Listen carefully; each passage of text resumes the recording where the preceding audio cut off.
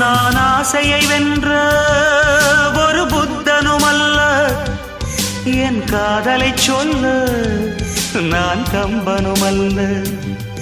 உன் காது கடித்தேன் நான் கனவினில் மெல்ல, இன்று கட்டி அணைத்தேன் இது கற்பனை அல்ல. அடிமனம் தவிக்கும் அடிக்கடி துடிக்கும் ஆசையை திறகிவிடு. இருவிழி மயங்கி இதழ்களில் இறங்கி உயிர் வரை பரகிவிடு. முத்தம் வழங்காது ரத்தம் அடங்காது.